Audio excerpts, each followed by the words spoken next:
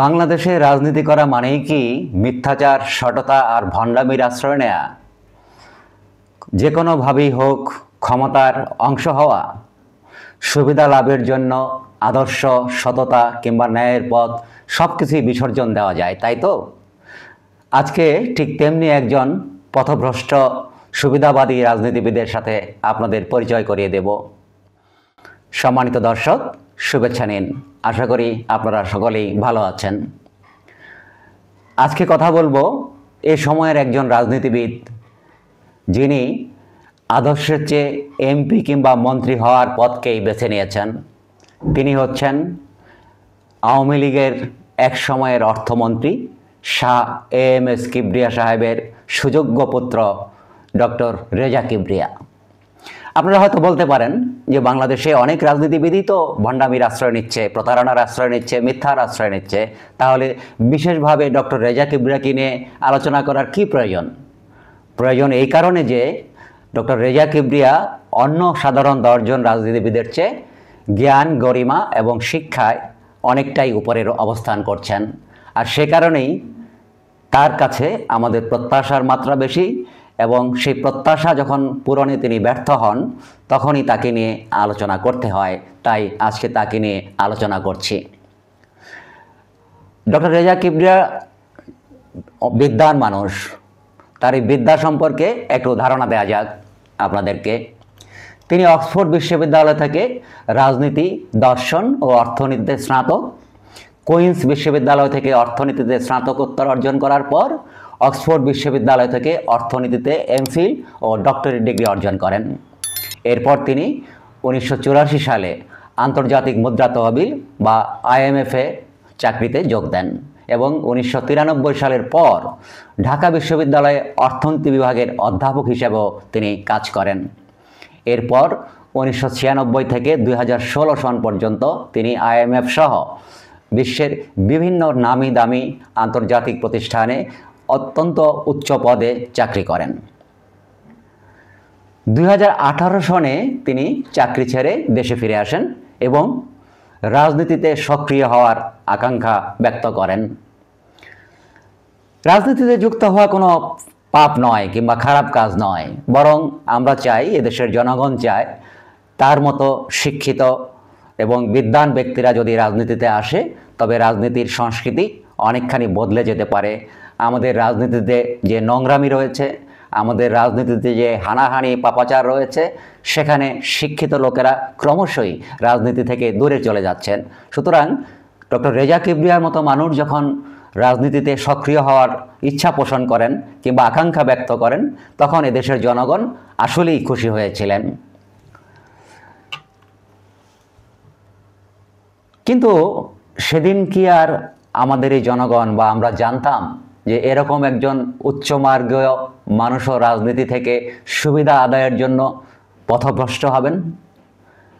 2018 সনে তিনি যখন রাজনীতিতে সক্রিয় হন, তিনি 2018 সন থেকে 2025 সাল পর্যন্ত মাত্র 7 বছরের মধ্যে কমপক্ষে 5 বার দল বদল করেছেন। শুরুতে যেহেতু তার বাবা পারিবারিকভাবেই আওয়ামী লীগের সাথে যুক্ত ছিলেন, আওয়ামী লীগের মন্ত্রী ছিলেন, সুতরাং পারিবারিক কারণেই জনাব রেজা কিবরিয়া আওয়ামী লীগের একজন সমর্থক ছিলেন। এরপর 2018 সনে তিনি গণফোরামে যোগ দেওয়ার মাধ্যমে ফুল টাইম রাজনৈতিক জীবন শুরু করেন। 2018 সালে তিনি গণফোরামের পক্ষে জাতীয় সংসদ নির্বাচনে হবিগঞ্জ 1 আসন থেকে প্রতিদ্বন্দ্বিতা করেন এবং তিনি তার প্রতিদ্বন্দ্বীর কাছে পরাজিত হয়েছিলেন। এরপর তাকে গণফোরামের সাধারণ সম্পাদক করা হলে তা নিয়ে দলের মধ্যে নানা বিতর্ক সৃষ্টি হয় এবং 2001 সনের ফেব্রুয়ারি মাসে তিনি গণফোরাম ত্যাগ করতে বাধ্য হন।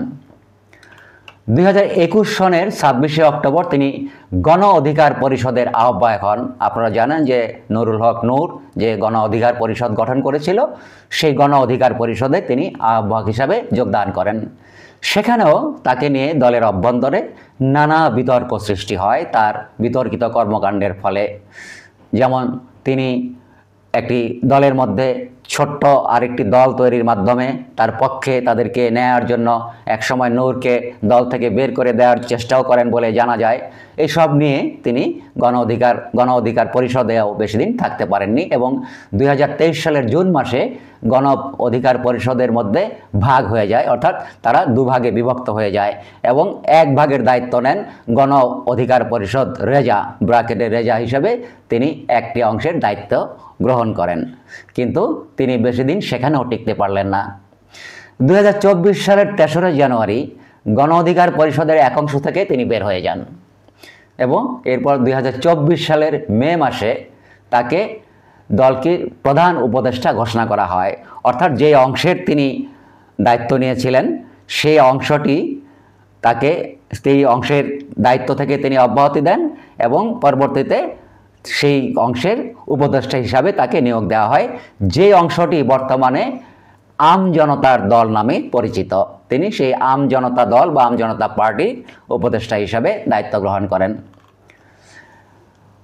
আগস্ট মাসের 2024 সালের আগস্ট মাসে যখন শেখ হাসিনা বিরোধী গণ অভ্যুত্থান হয় এবং গণ অভ্যুত্থানের মুখে শেখ হাসিনা পদত্যাগের পর তিনি জানিয়েছিলেন যে পরবর্তী জাতীয় সংসদ নির্বাচনে তিনি এই আম জনতার দল থেকে, তখনও দলটির নাম চূড়ান্ত হয়নি, গণ অধিকার পরিষদ রেজা নামেই ছিলেন, সেই দল থেকে হবিগঞ্জ 1 আসনে নির্বাচনে প্রতিদ্বন্দ্বিতা করবেন, এটা তিনি ঘোষণা দেন।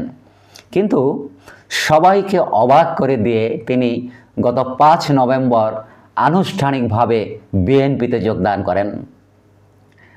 জানা গিয়েছে যে আসন্ন জাতীয় সংসদ নির্বাচনে তিনি হবিগঞ্জ 1 আসনের প্রার্থী হতে পারেন এবং গত 4 ডিসেম্বর বিএনপি যখন নতুন করে 36 জন এমপি প্রার্থী তালিকা ঘোষণা করেন, সেখানে হবিগঞ্জ 1 আসনে জনাব ডক্টর রেজা কিবরিয়াকে মনোনয়ন প্রদান করা হয়। সুতরাং তার যে আকাঙ্ক্ষা যে হবিগঞ্জ 1 আসন থেকে তিনি নির্বাচন করবেন এবং বিএনপিতে যোগ দেবেন, সেটি পূরণ হয়। এখানে উল্লেখযোগ্য খুবই গুরুত্বপূর্ণ একটি কথা বলে রাখা দরকার যে তিনি একসময় বলেছিলেন বিএনপির প্রতি তার সহানুভূতি থাকলেও দলটির সুনির্দিষ্ট কোনো অবস্থান না থাকার কারণে তিনি এই দলে কখনো যোগ দেবেন না। কিন্তু এবার রেজা সাহেব বিএনপির সুনির্দিষ্ট অবস্থান খুঁজে পেয়েছেন, অর্থাৎ তিনি বুঝতে পেরেছেন আওয়ামী লীগের অনুপস্থিতিতে বিএনপি যেহেতু ক্ষমতার প্রায় দ্বার প্রান্তে, ক্ষমতায় যাওয়া প্রায় নিশ্চিত, সুতরাং এখন বিএনপির কোনো সঠিক অবস্থান থাকুক বা না থাকুক রাজনৈতিকভাবে, তিনি ভালো করেই জানেন যে বিএনপি ক্ষমতায় গেলে বিএনপির পক্ষে যদি তিনি নির্বাচন করেন তাহলে তিনি নিশ্চিত এমপি হবেন এবং হয়তোবা তার যে ব্যাকগ্রাউন্ড ইকোনমিস্ট হিসাবে তিনি হয়তো অর্থমন্ত্রীর দায়িত্ব পেয়েও যেতেও পারেন। কিছুটা বিলম্ব হলেও এই পথভ্রষ্ট রেজা কিবরিয়া শেষ পর্যন্ত তার আসল পথের দিশা পেয়েছেন। তিনি প্রমাণ করে দিলেন ক্ষমতার কাছে নীতি আর আদর্শ খুবই তুচ্ছ বিষয় এবং বাংলাদেশের রাজনীতিতে যে প্রবাহমান ধারা রয়েছে ক্ষমতায় যাওয়ার জন্য সততা এবং ন্যায়পরায়ণতা বিসর্জন দেওয়ার যে ধারা, সেই ধারায় নতুন করে তিনিও যুক্ত হলেন এবং এসব সুবিধাবাদী জনগণের রাজনীতিক যারা রয়েছেন তারা আসলে জনগণের জন্য কি করবেন তা আমরা পরিষ্কার করে বুঝতে পারছি। তিনি যেই দলকে একসময় দলের আদর্শহীন বা দলের কোনো সুনির্দিষ্ট আদর্শ নেই, দেশের জনগণের জন্য কাজ করার জন্য যে দলটিকে উনি চিহ্নিত করেছিলেন সেই দলেই তিনি যোগ দিলেন শেষ পর্যন্ত। অর্থাৎ 7 বছরের মধ্যে একজন মানুষ 5 বার দল পরিবর্তন করলেন এবং পরিশেষে এমন একটি দলে যোগ দিলেন যে দলে তিনি যোগ দেবেন না বলে ঘোষণা দিয়েছিলেন এবং যে দলটি এখন ক্ষমতায় যাওয়ার একেবারে কাছাকাছি অবস্থানে রয়েছে সেই দলে যোগ দিয়ে তার ক্ষমতার অংশ হওয়া নিশ্চিত করলেন। আলোচনা শেষ করার আগে বিএনপির উদ্দেশ্যে এখানে 2-1টি কথা বলতে চাই। এই যে ডক্টর রেজা কিবরিয়ার মতো একজন হাইব্রিড রাজনীতিবিদ কিংবা সুবিধাবাদী রাজনীতিবিদকে তারা হবিগঞ্জ 1 আসনে মনোনয়ন দিলেন, হবিগঞ্জ 1 আসনে যে ব্যক্তি এতদিন ধরে বিএনপির সাথে যুক্ত ছিল, বিএনপির সুখে দুঃখে গত 17 বছর আন্দোলন সংগ্রাম করেছে, হয়তোবা নানা নির্যাতনের শিকার হয়েছেন, সেই ব্যক্তিকে যখন তার যে দলের প্রতি আনুগত্য সেই আনুগত্যের প্রতি কোনো রকম সম্মান প্রদর্শন না করে এরকম হাইব্রিড একজন নেতা ডক্টর রেজা কিবরিয়াকে মনোনয়ন প্রদান করলেন, সেটি বিএনপির জন্য কতটা ভালো হবে? এই যে সাম্প্রতিককালে আমরা লক্ষ্য করছি বিএনপির মনোনয়নকে কেন্দ্র করে দলের আভ্যন্তরীণ কোন্দল চরম আকার ধারণ করছে এবং নানা জায়গায় মারামারি হানাহানি হচ্ছে, এটি তার একমাত্র কারণ। হয়তোবা আমরা হবিগঞ্জ 1 আসনও অচিরেই দেখতে পাবো ডক্টর রেজা কিবরিয়ার বিরুদ্ধে হয়তো বিএনপির কোনো একটি অংশ রাস্তায় নেমেছে, তাতে আমরা অবাক হব না। সুতরাং বিএনপির জন্য এটা কতটা মঙ্গল, বা বিএনপির মতো অন্য যে কোনো দলই হোক না কেন, এই সমস্ত ব্যক্তি যারা হঠাৎ করেই রাজনীতিতে আসেন, ক্ষমতার লোভে রাজনীতিতে আসেন, যারা বসন্তের কোকিল হিসাবে রাজনীতিতে আসেন, তারা না দলের জন্য না জনগণের জন্য কিছু করতে পারবেন, বরং তারা নিজের সুবিধাটাই সবার আগে প্রাধান্য দিয়ে থাকেন। রেজা কিবরিয়া তার একটি জ্বলন্ত উদাহরণ। আমাদের আলোচনা আজকে এখানেই শেষ করছি। এই আলোচনা যদি ভালো লেগে থাকে তবে আমাদের চ্যানেলটি সাবস্ক্রাইব করতে পারেন, শেয়ার করতে পারেন, লাইক করতে পারেন। আপনাদের সবাইকে ধন্যবাদ।